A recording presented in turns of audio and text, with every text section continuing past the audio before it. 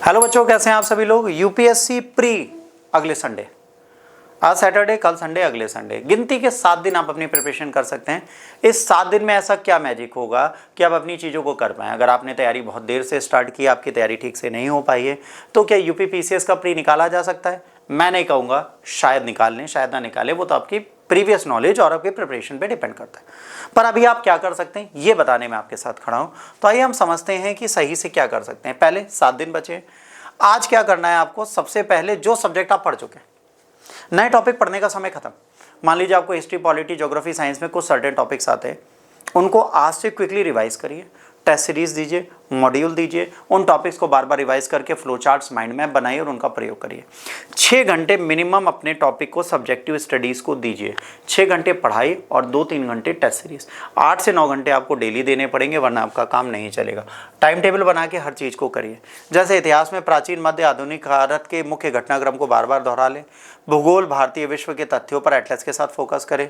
संविधान हो गया, इससे रिलेटेड पुस्तकें हो गए, उनको ध्यान से पढ़ें और अर्थव्यवस्था के टॉपिक को करें। इनका बार बार बिंदुवार तरीके से आप चीज़ों को रिवाइज करें।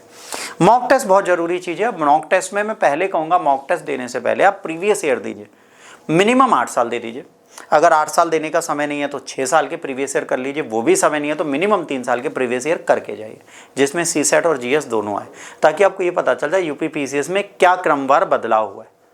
जो आप 10 साल पहले का पेपर करेंगे और जो लास्ट ईयर का पेपर होगा, उसमें बहुत ज़्यादा व्यापक बदलाव है।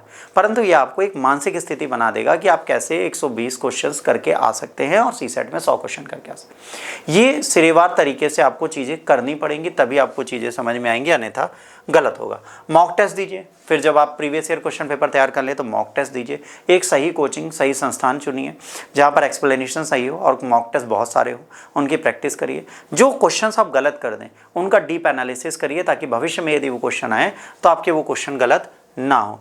नकारात्मक अंकों से बचाव करने का प्रयास करना है। नकारात्मक अंक का मतलब हो गया नेगेटिविटी है। अगर किसी क्वेश्चन को करने में आपको नेगेटिव मार्क्स मिलते हैं तो उन चीज़ों को आपको आपकी हैबिट में डालना पड़ेगा। आपको याद रखना पड़ेगा, सही तरीके से आप अपने पेपर को दीजिए, सही तरीके से अपने कार्यों को करिए, ताकि आप अपनी परीक्षा को उत्तीर्ण कर पाएँ। क्वेश्चन छोड़ने की आदत डालिए, सब करने से बेहतर है आपको ये करने की आदत डालनी है। परीक्षा से पहले आपको 60 मिनट पहले कम से कम सेंटर पे पहुंचना है। एग्ज़ाम के 1 दिन पहले आराम से निद्रा लें, टेंशन फ्री हो जाएं।